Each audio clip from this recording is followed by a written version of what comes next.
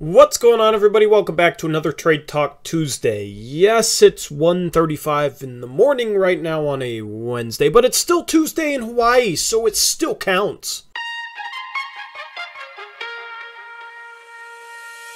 Anyway, what's going on, guys? Hope everything is well. Welcome to a Trade Talk Tuesday. We're going to be looking at 5 under-the-radar targets for the Portland Trail Blazers. 2 of them are in the thumbnail, and those are the 2 most obvious ones. The other 3 are going to be guys that maybe are a little bit unexpected or haven't been talked about a whole lot, and I'm going to talk about why they could be under-the-radar targets for your Portland Trail Blazers. Now, next week, I will drop a Trade Talk video again on Tuesday. It's Trade Talk Tuesday. Gotta love some good old alliteration. I will drop a Trade Talk video looking at basically all traded player exception targets for the $20.8 million TPE that the Blazers got in the CJ McCollum trade. There's some guys that have been talked about a lot, and there are some guys that haven't been talked about much, and I will basically just try and give you a rundown of everybody that could be traded for using that TPE. Anyway, I'm going to be dropping videos like crazy. I have 3 planned for Wednesday. I have 3 draft profiles. I want to get out as many draft profiles as possible, and that requires me dropping 3 videos a day for a few different days. Basically, I just want to get you guys geared up for the draft, and I need to catch up on some things that I had planned to put out. So 3 videos a day. I'll probably try and drop one like 9 a.m. Pacific time, 3 p.m. Pacific time, and then 9 p.m. Pacific time. Just spread them out. But I know that videos can get buried, so definitely keep coming back to the channel page. You should have new content pretty much all the time over the next couple of weeks until the draft, which is on the 23rd, which is 2 weeks and a day from now. With that being said, let's jump into 5 under-the-radar trade targets for the Portland Trail Blazers. And we're going to start off with the guys in the thumbnail, the first of which is Rui Hachimura, a guy who I'm a fan of. Being a Gonzaga fan, he played for my Gonzaga Bulldogs, so I've always had a liking to Rui, but last season was a bit of a weird season for him for the Washington Wizards. He missed about the first half of the season due to personal reasons, but when he came back, he was very, very solid. Playing in about 22 minutes a game, he averaged 11 points per game, 4 rebounds, and an assist, shooting 49% from the field, which included 51% from 2 and 45% from 3. He displayed a level of 3-point shot making that he hadn't in college or in the first 2 seasons of his career, and this 3-point shot making that he showcased last season has me a bit bullish on his long-term upside as a scorer. And then he's also 6'8", decently fluid athlete. I think he can be a solid defensive player. He's not going to be a lockdown guy on the ball. The Blazers would need to address that with their small forward position, but Rui Hachimura is a guy that Portland could potentially look to buy low on, considering the Washington Wizards have a ton of forwards. They have Denny Avdia, they have Kristaps Porzingis, they have Kyle Kuzma, so they may look to move off Rui Hachimura, and here is the trade that I think might work. This deal is basically Portland trading down from 7 to 10, Washington moves up from 10 to 7, and then the Blazers swap Keon Johnson for Rui Hachimura, who I think is a little better prospect at this point. So Washington needs some guard help, so they might want a Keon Johnson. I don't really know what their plan is long-term with Bradley Beal and all of that, but I think Keon Johnson could be a guy that they could take a liking to, and I think they might be willing to swap Rui for him if they move up from 10 to 7. At 10, Portland could still draft a Jeremy Sohan or maybe a Benedict Mathurin falls to that spot, and the Blazers could still end up getting a guy that maybe they would have taken at 7,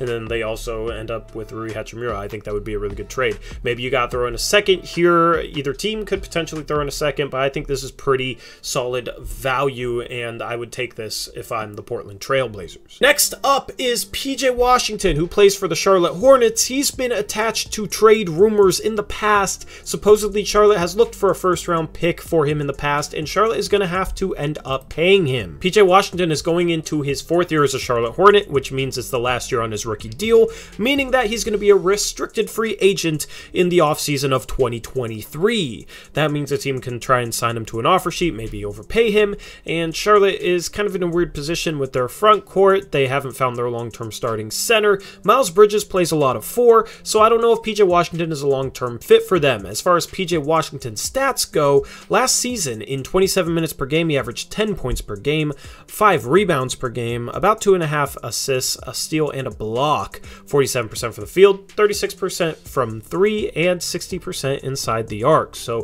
PJ Washington is an efficient big man. I think he's a solid defender. He's not great. He's more of a big instead of a forward. I think he's more of a center than he is a small forward. He plays some small ball center, and he is a bit undersized at 6'7", but he has a super long wingspan and a solid standing reach, so I think he's competitive at the 5 spot and then provides some floor spacing. Could be a good fit next to Trendon Watford long term.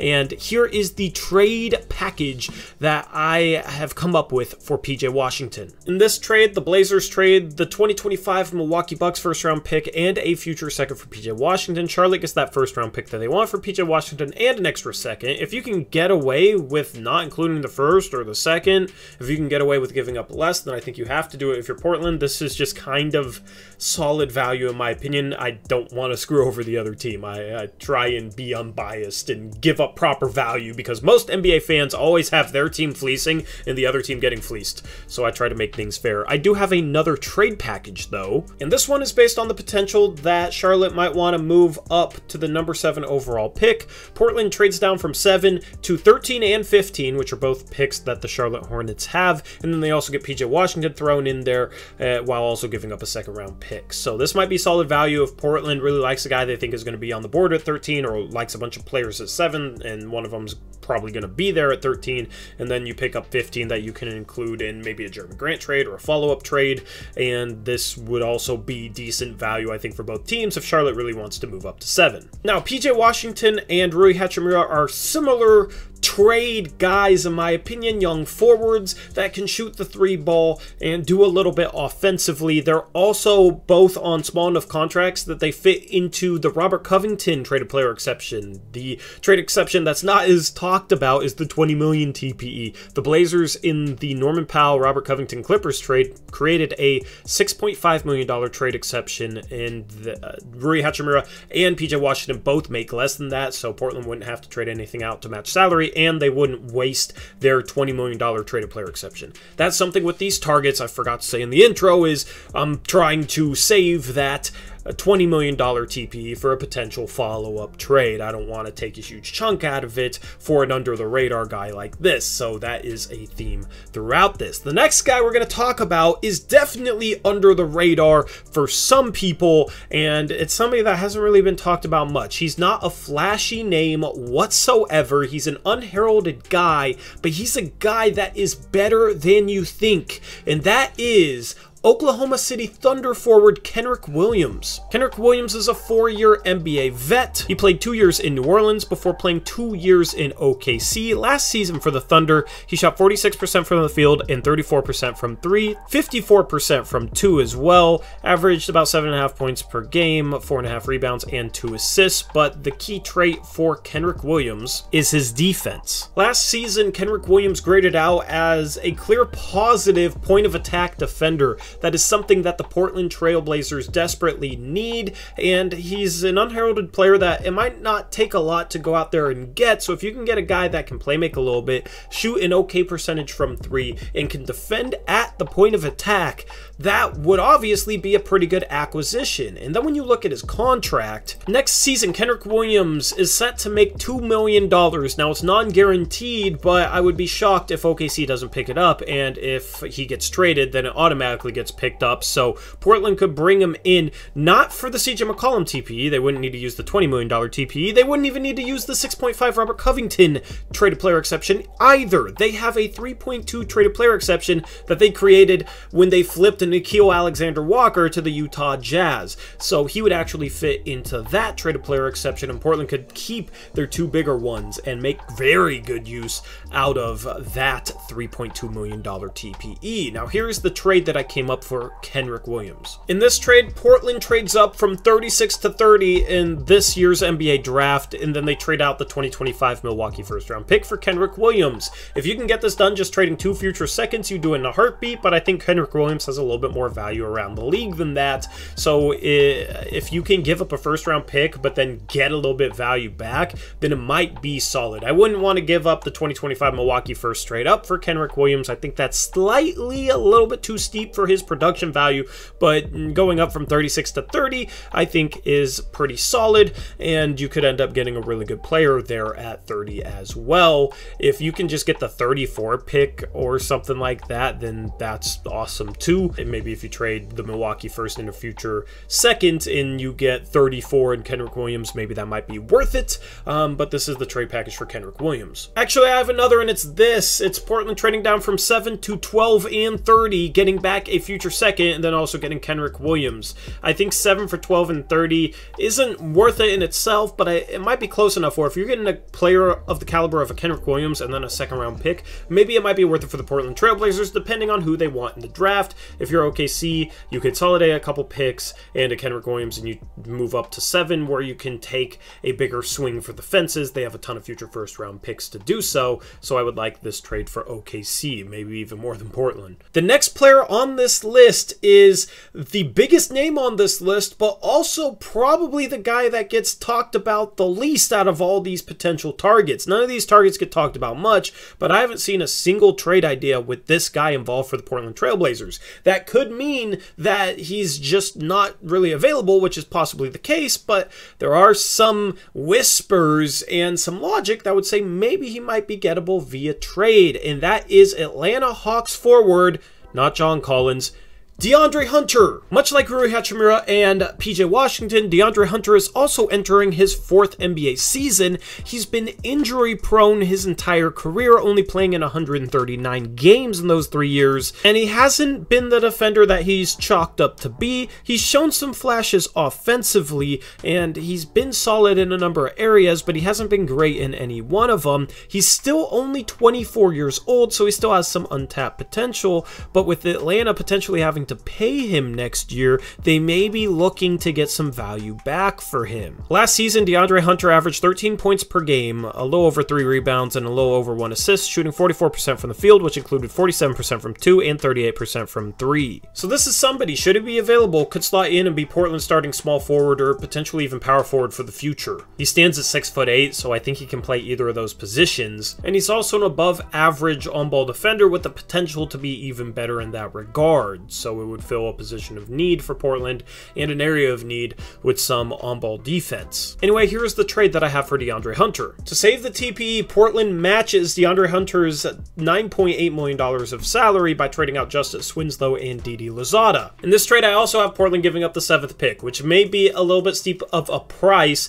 You may be able to get a little bit back from Atlanta in terms of second-round picks, maybe their second-round pick this year. If you're lucky, maybe you can get 16 back as well if they really don't value DeAndre Hunter all that much. But if DeAndre Hunter was in this year's draft, this would be the type of player that I could see Portland drafting with the 7th overall pick. At 7, you're going to take a chance on a guy who you hope can be a good two-way player and point of attack defender. DeAndre Hunter also has that potential. He's a little bit older. He's a little bit more ready to help, but I still think long-term he could be a borderline all-star caliber guy. So if you can get that with the 7th pick, maybe you do it. I don't know if I would do it. This is a pretty tough trade to do if you're Portland, but I think that it's something to think about. And the final trade target I have is a backup center because Portland needs to fill that role. I've talked about 4 forward options for the Portland Trailblazers, but they might be able to fill the backup center spot via trade depending on what they give up. And the perfect backup center target to go after via trade would be Minnesota Timberwolves big man Naz Reid. This is a guy I've talked about in the past. I talked about him in a video in last year's offseason, I believe. And for whatever reason, part of it's playing behind Karl-Anthony Towns, but he hasn't been able to get many minutes in Minnesota.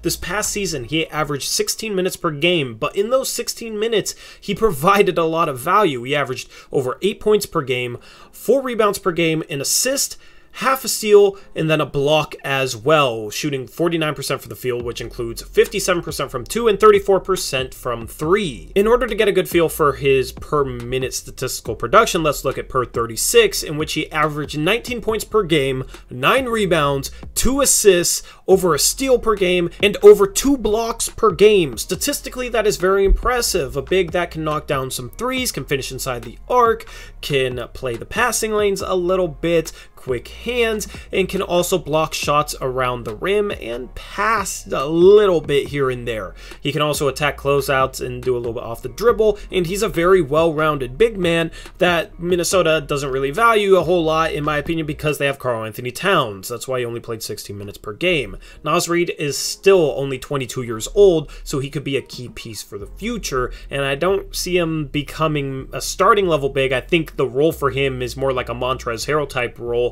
where he's the 6th man at a big man spot. But being able to get that level of production from your backup center, I mean, I think he's one of the best backup centers in the league, and he's one of the most underrated big men in the entire league as well.